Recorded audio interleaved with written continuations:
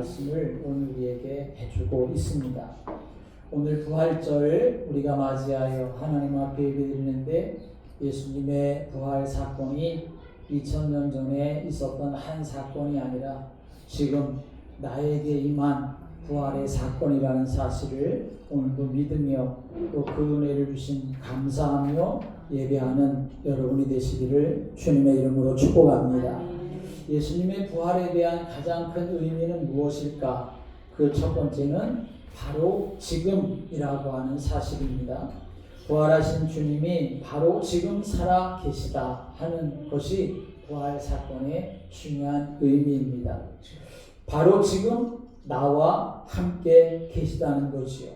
그 부활 사건은 과거의 역사적인 사건, 교회사에서 한 번 있었던 사건이 아니고 철저하게 지금 바로 나와 함께 하시는 현재의 사건이 되고 있다 하는 사실을 우리가 기억해야 합니다. 두 번째로 이 예수님의 부활의 중요한 의미는 바로 사단을 이기셨다, 죄를 이기셨다, 죽음을 이기셨다 하는 의미입니다. 여러분, 죽음을 이기는 인생이 있습니까? 아무도 없습니다. 그런데 예수님은 여기서 죽음을 이기셨다. 부활 사건은 죽음을 이기신 사건인데 이 죽음을 이기셨다는 것은 그저 우리 육체적인 죽음을 의미하는 것이 아니지요. 바로 이 죽음의 권세를 붙잡고 있는, 사망의 권세를 가지고 있는 이 사단의 세력을 이긴 것이고 또 그 배후에 역사하는 그 죄와 지옥의 권세를 다 이기셨다는 의미인 것입니다. 또 예수님의 부활의 사건은 세 번째로 그 죽음을 이기신 주님이 나와 함께 계신다 하는 사실을 우리가 알아야 합니다. 부활하신 예수님은 그저 가만히 계시다가 하늘로 승천하신 것이 결코 아니지요. 두렵고 떨고 있는 제자들에게 찾아오셔서 내가 부활했다, 내가 너희들에게 평안을 준다 하시면서 찾아오셔서 그들에게 평안을 주셨습니다. 부활하신 예수님은 부활하신 예수님의 그 사건을 믿지 못했던 그런 제자에게 찾아오셔서 봐라, 나를 봐라, 이 손을 만져보고 옆구리에 손을 넣어보고 그래서 의심하는 자가 되지 말고 믿는 자가 되라 라고 하시면서 그 예수님이 찾아오셔서 함께 해주셨던 사건, 그것이 바로 부활의 사건인 것을 우리는 분명히 알아야 하는 것이죠. 부활하신 예수님은 죄를 이기고 사망을 이기고 지옥을 이기시고 마귀를 이기셨는데 그 예수님이 바로 지금 나와 함께 계시고 그래서 나도 이제는 죄를 이기고 마귀 사단의 세력을 이기고 승리하는 자가 됐다는 사실을 믿으시길 바랍니다. 죄와 사망의 그리고 지옥의 권세에서 내가 해방받은 사건이 바로 예수님의 부활 사건입니다. 그 문제 가운데 내가 놓여져 있어서 영원한 형벌에 처할 수밖에 없었지만 그러나 이제는 내가 거기서부터 완전히 해방받도록 해주신 사건이 바로 예수님의 부활 사건입니다. 예수님 믿고 우리가 영접하는 순간에 영접하는 자, 곧 그 이름을 믿는 자들에게는 하나님의 자녀가 되는 권세를 주셨으니 라고 말씀했습니다.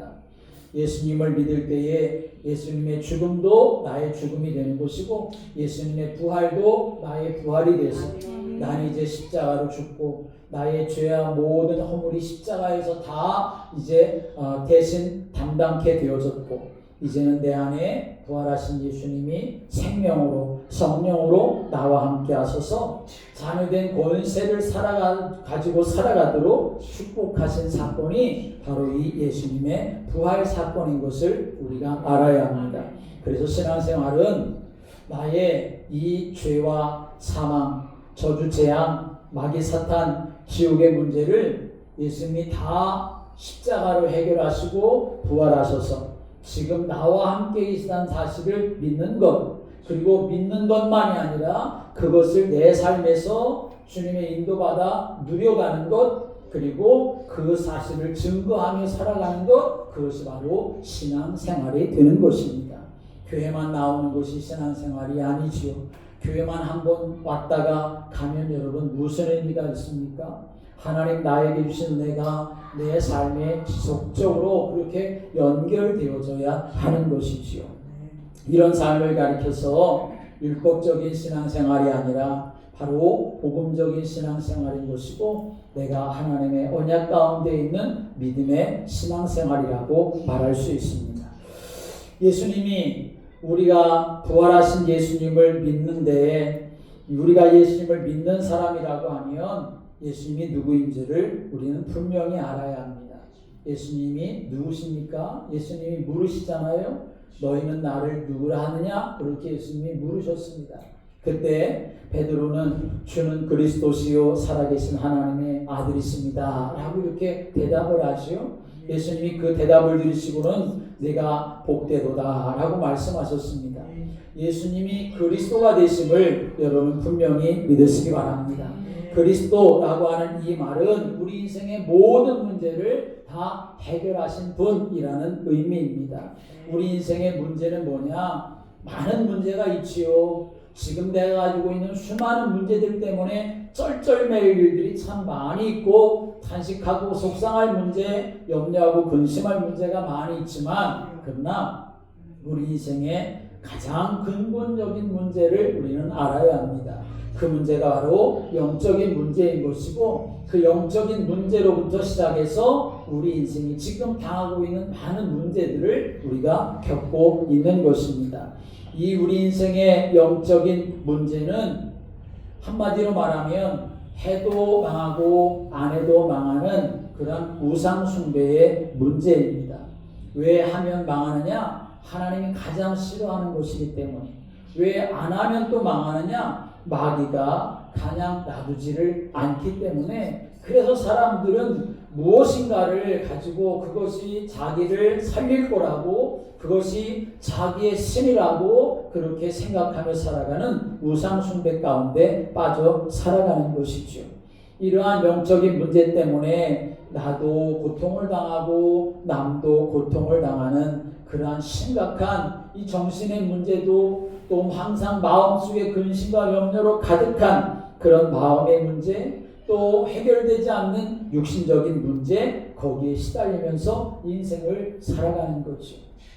그렇게 한평생 살다가 그것으로 끝나는 것이 아니라 한 번 죽는 것은 사람에게 정하신 것이고, 그 후에는 심판이 있어서 영원한 지옥의 멸망에 던져지게 되는데, 그것으로 끝나는 것이 아니라 그 영적인 문제를 또 우리의 후대들에게도 계속 남겨주면서 살아가게 되는 것이죠. 사람으로서는 해결할 수 없고 해결될 수 없는 문제가 영적인 문제입니다. 하나님 떠나서 그 영이 죽어 죄 가운데 빠지고 마귀한테 종로를 타게 되어지고, 사람으로서는 절대로 해결할 수가 없어서 하나님만이 해결해 주실 수 있는 사건이 바로 이 영적인 문제 사건이지요. 그런데 국률이 풍성하신 하나님이 그 큰 사랑을 인하여서 우리 인생들이 이 문제로부터 해방받고 하나님의 자녀로 복을 누리며 살아갈 수 있는 길을 하나님이 열어주신 줄을 믿으시기 바랍니다. 사람으로서는 할 수가 없으되 하나님은 하실 수가 있느니라 성경 우리에게 이렇게 증거하고 있습니다. 그래서 하나님이 해결해 주신 것이죠. 하나님이 어떻게 해결해 주셨습니까? 하나님이 독생자 아들 예수님을 이 땅에 그리스도가 되시는 참 선지자로 보내셔서 하나님 만난 길을 열어주시고, 참 제사장으로 보내셔서 우리 인생의 모든 죄를 다 대속하게 해주셨고, 참 왕으로 보내주셔서 사단의 권세를 다 멸하시고 우리를 거기에서 해방시켜 주셨습니다.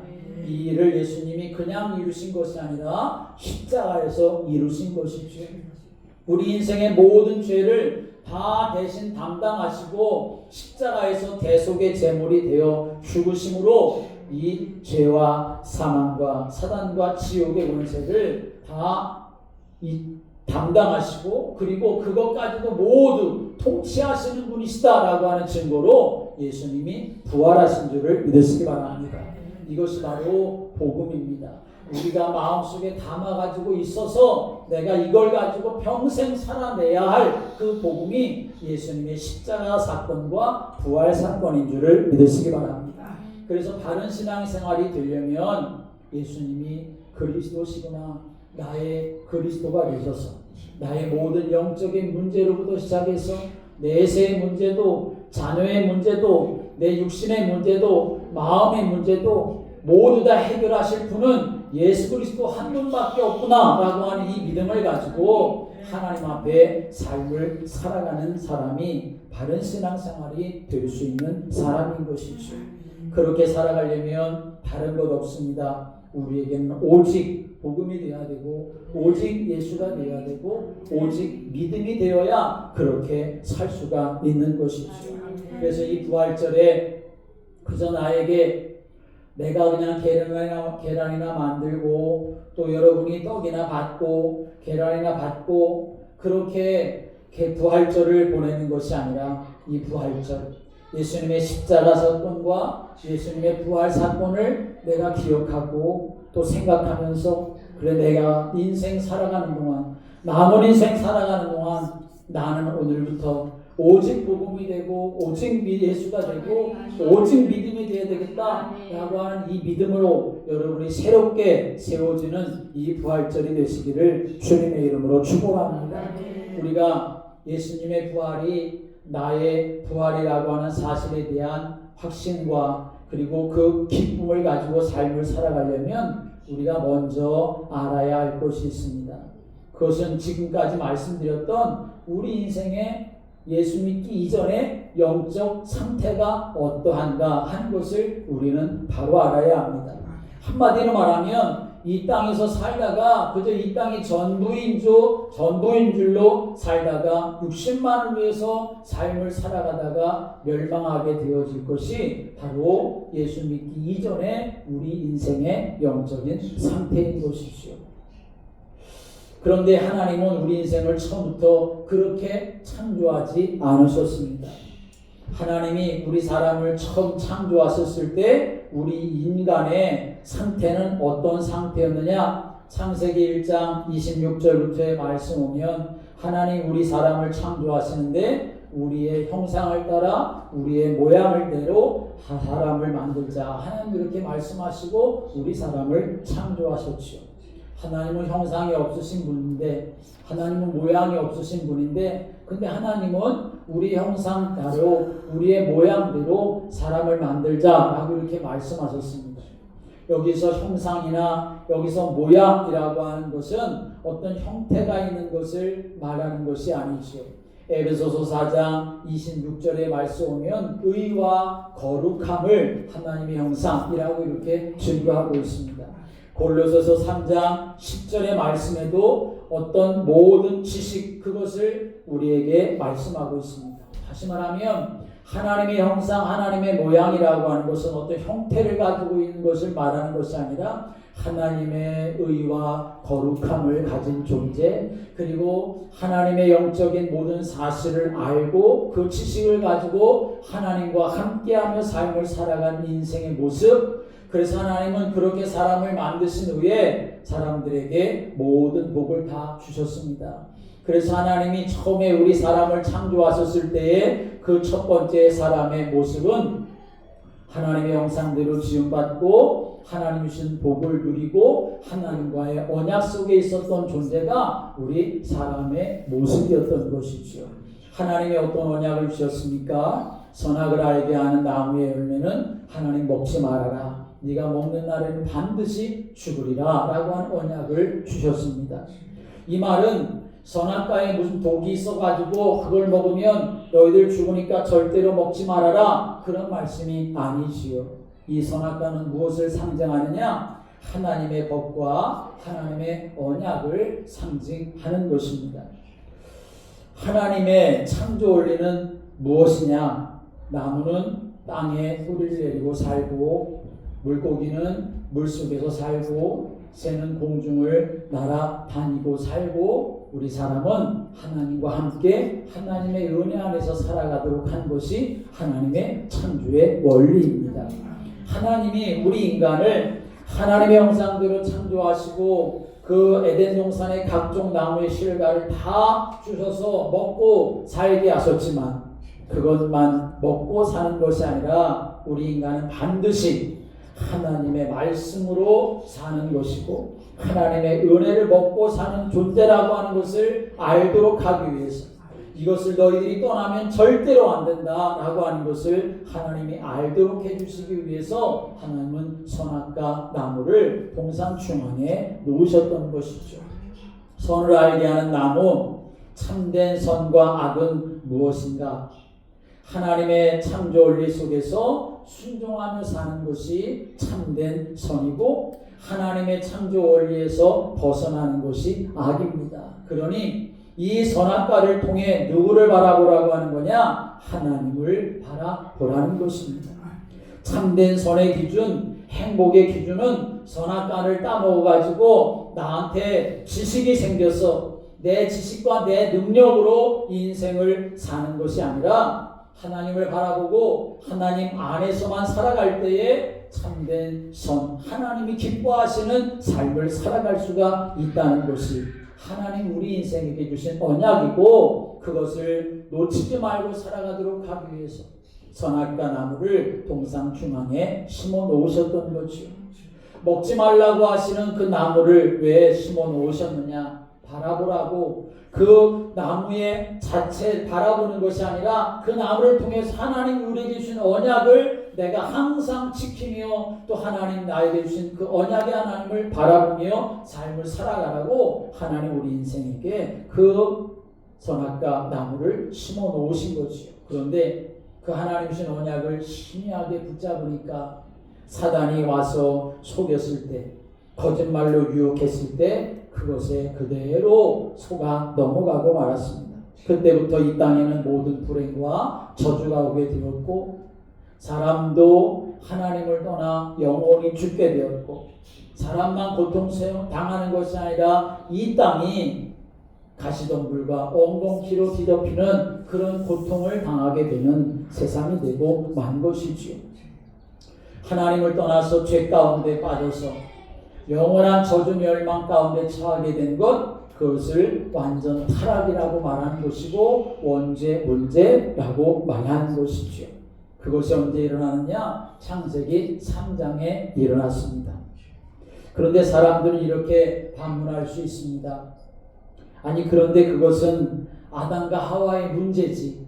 아담과 하와가 그랬으니까 그것은 아담과 하와의 문제지. 왜 그것이 나의 문제가 됩니까? 그렇게 말할 수 있죠.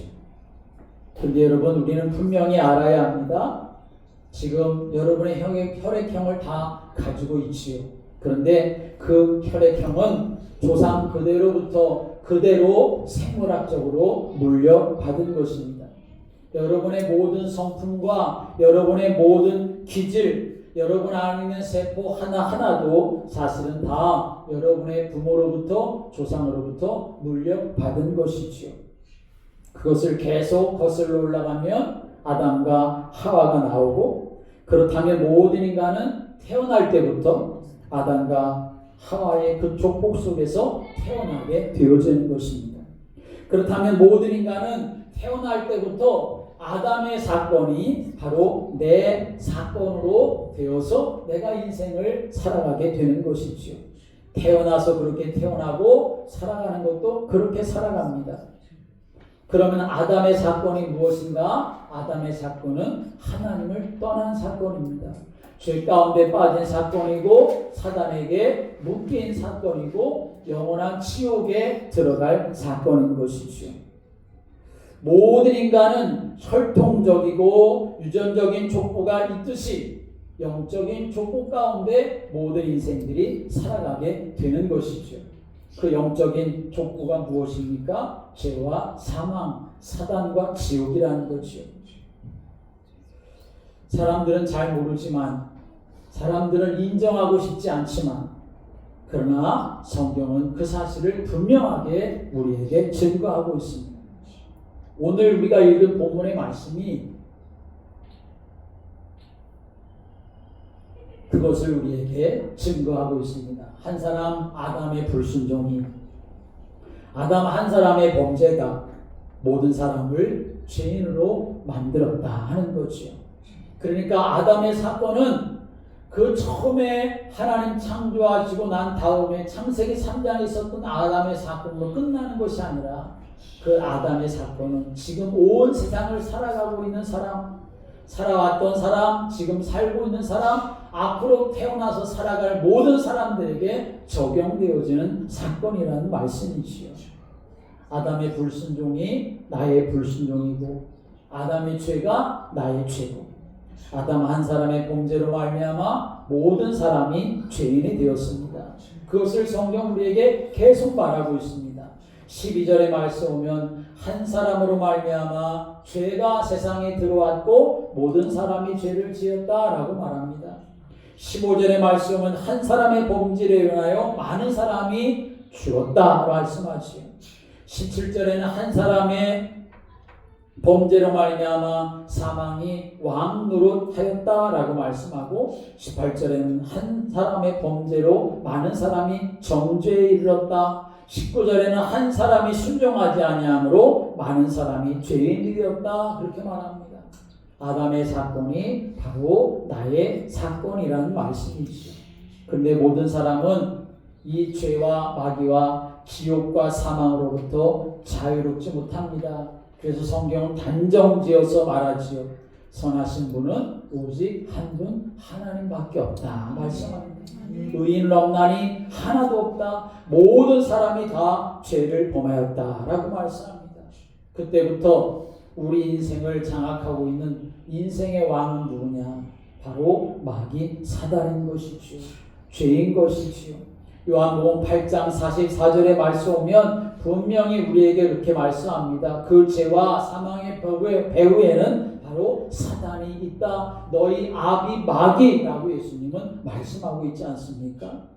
그래서 우리 인간은 너든지 나든지 누구든지 태어날 때부터 이 죄와 사망과 마귀와 지옥의 권세 아래 태어나고 이미 그런 정죄함 속에 있습니다. 그렇게 살다가 지옥을 가는 것이죠. 착하게 살아도 마귀 자녀로 살고 신실하게 살아도 마귀 자녀로 살고 이것이 바로 성경의 가르침입니다. 이것이 아담 아래에 있는 모든 인생의 영적인 족보의 모습인 것이죠. 사람들이 이런 사실을 모르고 살아가지요. 영적인 무지함 속에서 살아갑니다. 그래서 사람들에게 알려줘야 하는 거죠. 그래서 사람들에게 이 영적 사실을 전해야 합니다. 그게 바로 전도인 것이죠. 그런데 오늘 우리가 이 부활절을 맞이해서 예배드리는데 이 부활절의 핵심적인 메시지가 무엇입니까? 그런 아담 사건 속에 있었던 내가 이제는 예수의 사건 속으로 들어가게 된 것이 예수님의 부활 사건인 것을 믿으시기 바랍니다. 죄와 어둠에 있었던 내가 의인의 축복 속에 들어가게 된 것입니다. 마귀 사단에게 종노릇하던 내가 하나님의 자녀가 된 사건, 그것이 바로 예수님의 부활 사건입니다. 예수님의 부활 사건이 바로 내 영의 부활 사건이 되었음을 우리는 이 부활절을 통해서 알아야 합니다. 그런데 예수님의 이 부활 사건이 내 사건이 되려면 그냥 되는 것이 결코 아닙니다. 예수님의 사건이 내 사건이 되게 하기 위해서는 거기에는 반드시 매개체가 있어야 하지. 종이와 종이가 서로 붙으려면 그 종이와 종이를 붙이는 매개체가 있어야 합니다. 바로 풀이 있어야 종이와 종이가 붙을 수가 있는 것이죠. 하나님의 그 은혜 속에 내가 들어가려면 예수님의 부활 사건이 내 부활 사건이 되려면 반드시 필요한 매개체가 있는데 그 매개체는 무엇인가? 믿음이라고 하는 것을 성경 우리에게 증거하고 있습니다. 하나님 우리에게 이런저런 많은 것을 요구하시는 분이 결코 아닙니다. 인간의 의의를 요구하지 않으십니다. 인간의 노력이나 행위를 가지고 죄에서 해방받게 해주시고 사단에게서 해방받게 해주시고 지옥에서 벗어나게 해주시는 분이 아닙니다. 하나님이 절대적으로 원하시는 한 가지는 바로 믿음이라는 사실입니다. 여러분, 우리가 아담 속에서, 아담의 사건 속에서 인생을 살아가면 소망이 없는 것 아니겠습니까?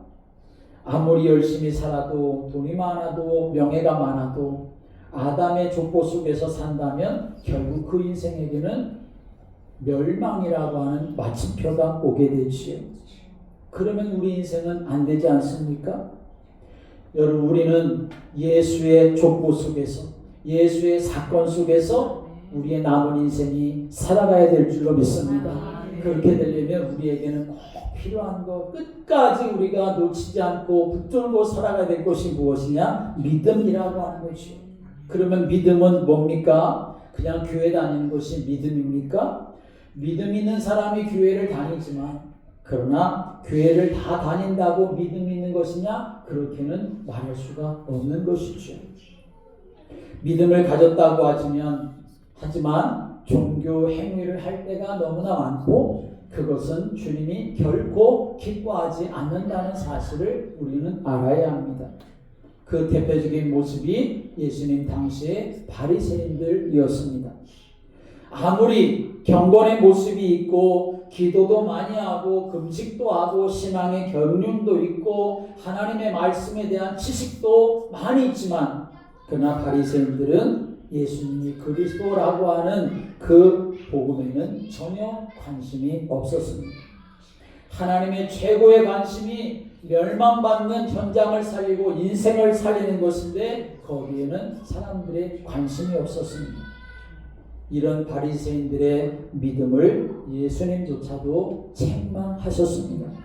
그런데 지금 이 시대에도 이런 바리새인의 믿음을 가지고 구원받은 것처럼 살아가는 사람도 너무나 많습니다.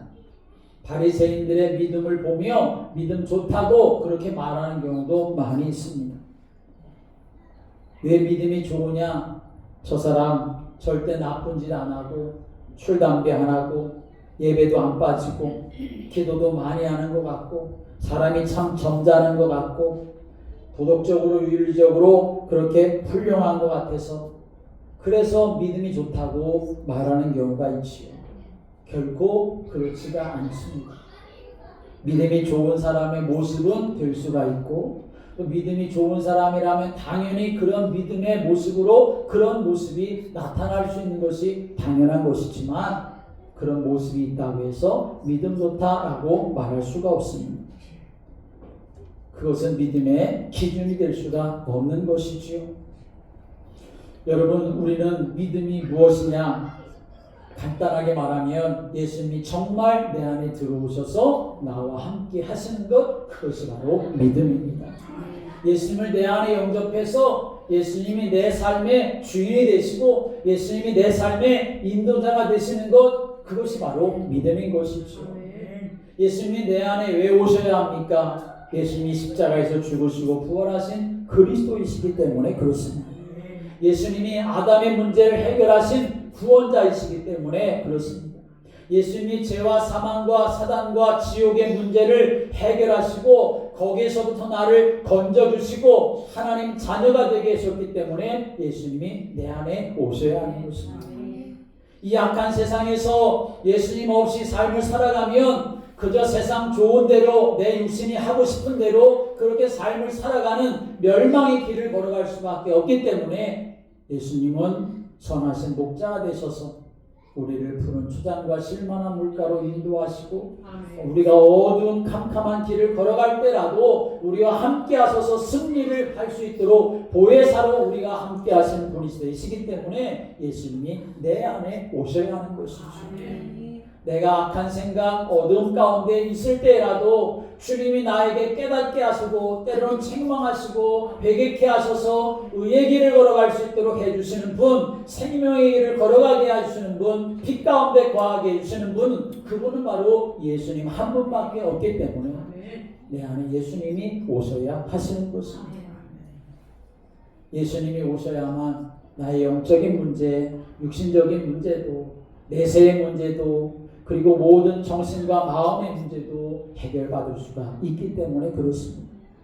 그런데 예수님이 내 안에 어떻게 오실 수 있습니까? 베드로전서 3장 18절의 말씀 오면 우리를 하나님 앞으로 인도하기 위해서 하나님이 예수님을 이 땅에 보내주셨다라고 말씀했습니다. 내가 예수님 안에 거하고 예수님이 내 안에 오셔야 되는데 내가 어떻게 예수님 안에 있을 수가 있는가? 내가 어떻게 예수님을 영접하고 예수님을 내 안에 모실 수가 있는가? 하나님이 먼저 예수님을 이 세상에 보내주셨기 때문이라는 것이요. 예수님을 하나님이 이 세상에 보내주셨는데 이제는 그 세상에 오신 예수님을 어떻게 합니까? 로마서 10장 13절에 말씀 오면 누구든지 주의 이름을 부르는 자는 구원을 받으리라 라고 말씀했습니다. 이 세상에 오신 예수님을 부르는 자가 되어야 되는 거지요. 다윗의 자손이여 나를 불쌍히 여기소서 나를 구원해 주소서 그렇게 지나가는 예수님을 향하여 외쳤던 맹인들처럼 예수님만이 나를 살릴 수 있고 구원하실 수 있는 분이라는 믿음을 가지고 주의 이름을 부르는 자. 로마서 10장 9절 10절의 말씀은 너희가 마음으로 믿어 의에 이르고 입으로 시인하여 구원에 이르느니라 라고 말씀하신 것처럼 그 예수님을 내가 마음으로 믿어서 내 마음에 영접할 때에 예수님 내 안에 들어오셔서 나를 하나님의 자녀로 거듭나게 하시고 영원한 천국의 세계로 인도해 가시는 줄을 믿으시기 바랍니다. 예수님은 어떤 분이시냐?